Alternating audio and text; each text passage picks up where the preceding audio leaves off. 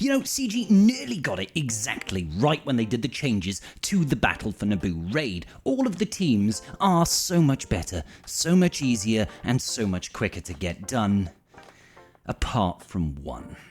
That's right, the Sith Trio team that is probably one of the most cost-efficient, high-level teams to get done in the Battle for Naboo Raid if we don't take into account maybe the Queen Amidala team because of the Duel of Fates assault battle that we get the rewards from. This one here uses 3 characters, all of which are required at Relic 7 for one thing or another inside of the journey guide, and it is just painful to get done. So I've got a video guide over here ready for you guys just to help you push through and get the top end rewards, or maybe you just settle for a little bit below top rewards. Now, I've had a lot of people come up to me and say, Scribe, it is not possible to max score with the R7 trio of Sidious, Maul, and Newt Gunray, and that's simply not true. It is completely possible. It still is. I still do it to this day. However, with the changes, it has gotten a little bit harder, and it already sucked to begin with. Let's go over it. Before we begin then, let's take a look at that all-important part, modding. Newt Gunray is probably the least important person that you want to mod in this team. He is literally there for Willy Wonka's Got Flavor, basically. However, if you are going to take the approach of bringing in Newt, you can also bring in Stap. I think Stap is actually marginally better, just Stap is not required at Relic 7 for anything just yet. He's a perfectly good option. So you really want to focus on speed and then maybe get a little bit of survivability, maybe a little bit of crit chance, maybe a little bit of potency. Like I said, he is not the deciding factor. I run mine. I always remod for these raid runs because it's the only way I can get any reliability on them. 359 speed, which I understand is pretty quick for a Newt Gunray. Obviously, I don't leave these mods on. I've got 105% potency chilling over here and about 63k health and 52k protection with crit chance at 125. At the higher end, if you do not have ridiculously high crit chance, you are not going to crit. It's just not going to happen, baby.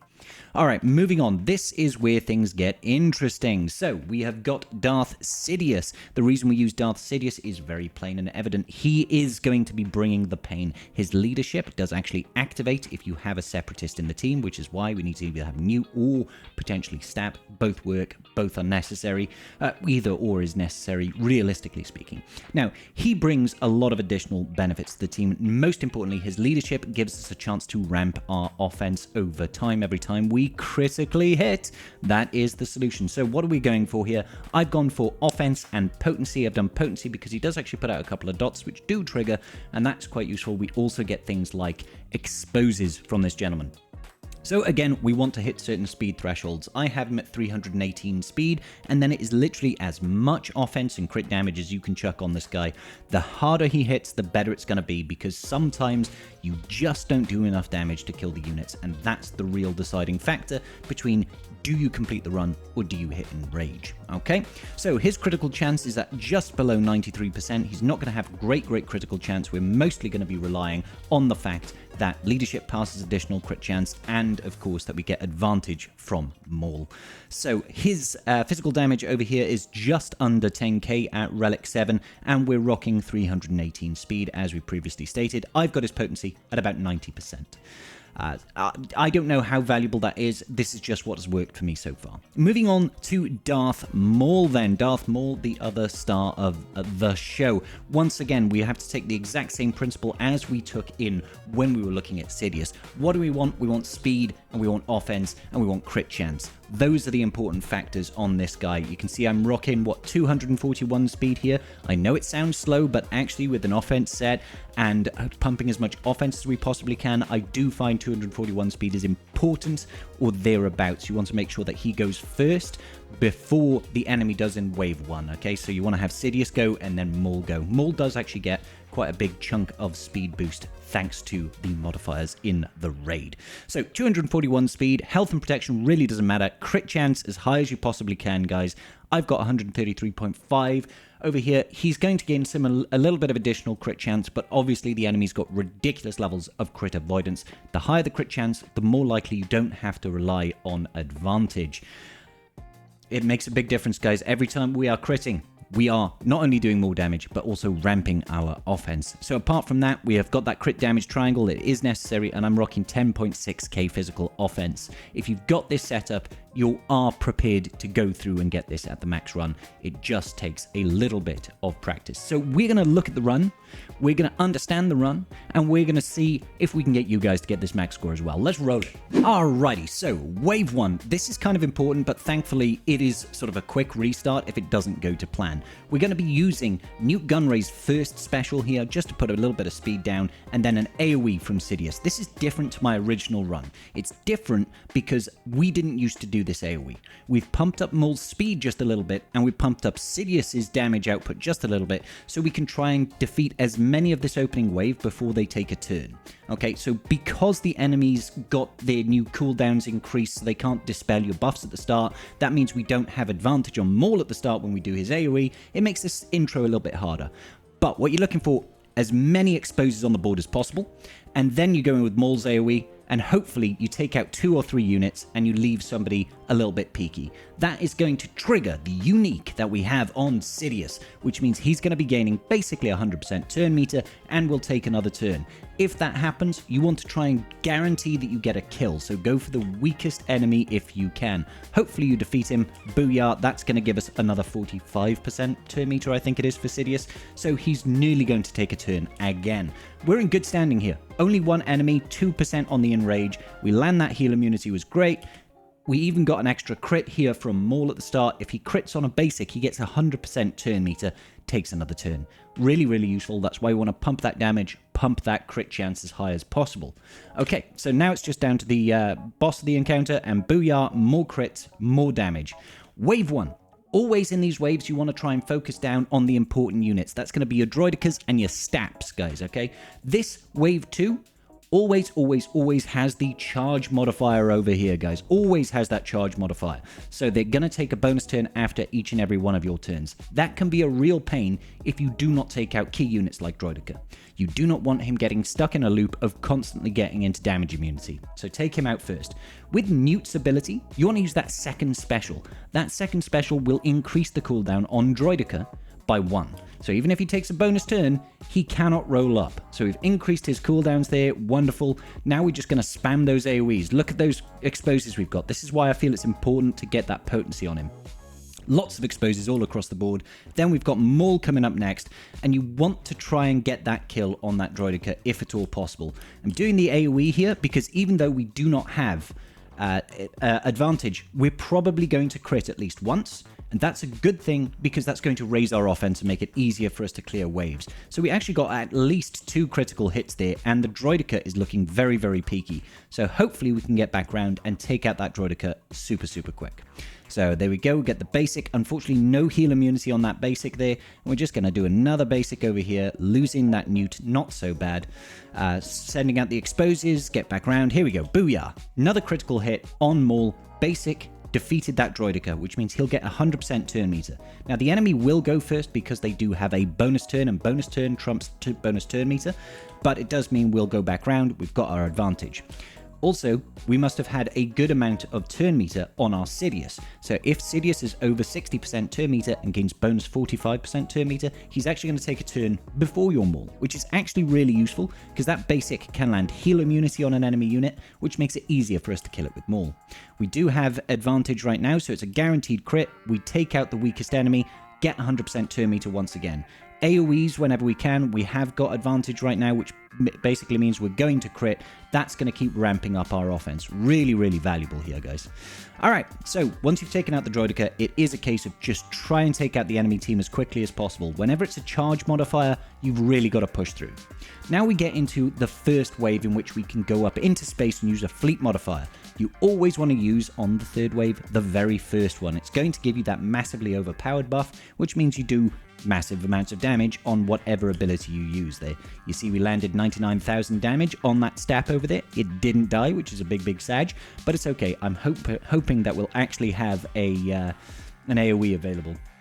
Looks like the stap's about to go, so I think we actually choose to just take him out. If he gets that provoke on your characters, your Sidious is going to die, and that's going to be the end of the run.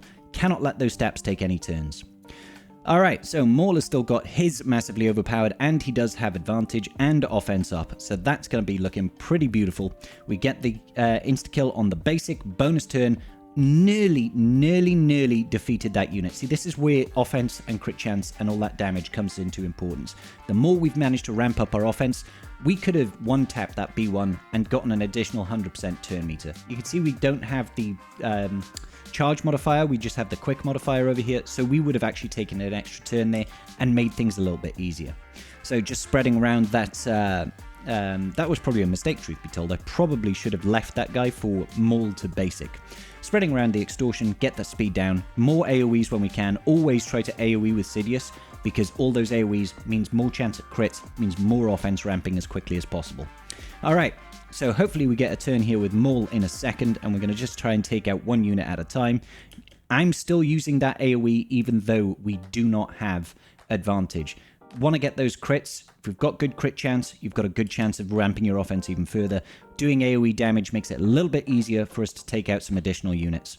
So I'm just taking out units one at a time, not going for the healthy unit over there. I don't feel like it's worthwhile. Hopefully we'll land some heal immunity now. Great heal immunity immediately dispelled. Unfortunate, but true.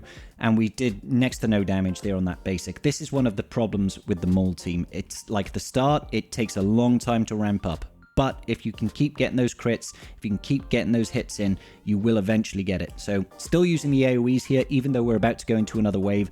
I want to try and get as many hits in as quickly as possible so that we can ramp that offense as quickly as possible. Alright, so they've healed back up, and I would rather them have 3 units on the field with them taking extra turns than if they have 7 units on the field taking extra turns. Alright, so we've managed to loop back round, we've done lots of crits there, and we've reset the cooldowns on our AoEs. So going into wave 4 over here, once again, we want to target those droidicas. They have got the charge modifier, so they're going to take bonus turns. Those droidicas could well lock themselves into damage immunity, so we've got to take them out as quickly as possible.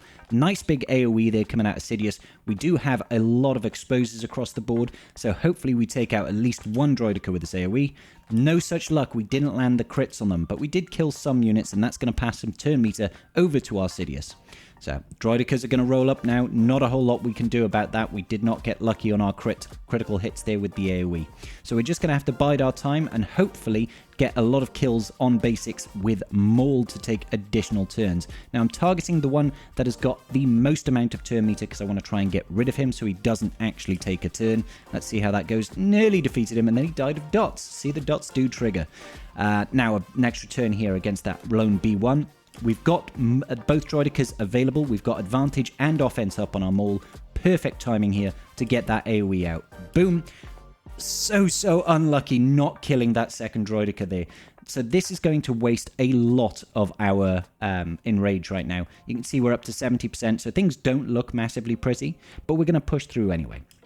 Second attempt at going through and going up into fleet now. So we're going to have a second chance. Usually what we do is we look at the modifier. If the enemy has got the charge modifier, you want to use disrupts communications, and that's going to get rid of the enemy modifier completely. So they can't take any bonus turns. They don't get any bonus turn meter. So destroy the communications tower, and then we want to just spam AoEs and try and clear through this wave as quickly as possible.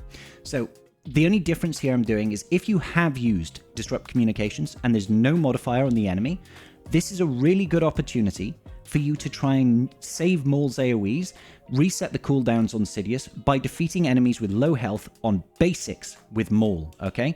So just try to target the weak units, use basics. He's going to be getting 100% turn meter. The enemy can't interrupt because they can't get bonus turn meter. This is going to give additional turn meter to your Sidious. You want to use Sidious to use basics on the enemies with the most amount of health, okay? He's there to try and prep them for Maul to take a kill. See there how we got him down to very little health? He's a prime target, but we're not going to target him right now, I hope. I hope instead we go for someone that's got expose and has got low health, all right? So maybe the Stap, for example, just a basic. We get an extra crit there, we get extra turn meter. This helps us reset the turns on Sidious, basically. Now, it's more important to make sure that we clear the wave than it is to make sure that we're only using basics. So if you are concerned that you're not going to kill one of these B1s, use the AoE, okay? But if you are confident that, yep, this next hit is definitely going to kill it, then just use the basic. We'll get a bonus turn. We can do it again here, guaranteed. Now, what I'm trying to do is I'm seeing if I've got advantage, I'll hit one of the healthier ones. If not, I'll just try and hit the really weak one. And we didn't crit there, but we still got the kill and then go through. So we managed to reset all the cooldowns there. We got plenty of critical hits done. That's still ramping our offense. All right, great. And the enemy took no turns. So we kind of made up for the previous wave. We are now going into wave 5, I think. AoE comes out the gate. Look at all those exposes. We've got offense up on Maul. No advantage, but there's still plenty of exposes, and we did good damage with Sidious. So hopefully here comes, boom, big hit. We get a couple of crits. We take out both droidicas. Perfect scenario, okay? Sidious is going to go. Now, we could choose to hit one of the weaker ones, but really with Sidious, you want to try and bring down the higher health ones, really. All right, so coming through now, we want to try and take out the rest of these units. They do not have the charge modifier, so we don't have to worry about bonus turns so much. We just want to try and kill one unit at a time.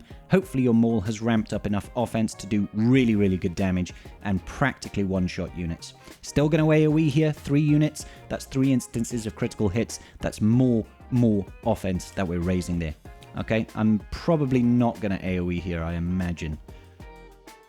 Yeah, I was going to say, I don't think we AoE here. We just do the basics there, get back round. Maul nearly takes him out, but that's actually pretty good because it gets us more reset turns. Now, this last fleet wave, it's not going to matter. You're only going to have one option available to you. Use whatever you have available, all right? All right, here we go. So we've got the quick modifier right at the end here. They do have that offense down, which is a shame. So I imagine I'm going to target this stap on the left-hand side here. It's got exposed, so it's quite likely that we get the kill on this one, get 100% turn meter, and reset the cooldown on our AoE. We don't go for it. Apparently, I was just very happy.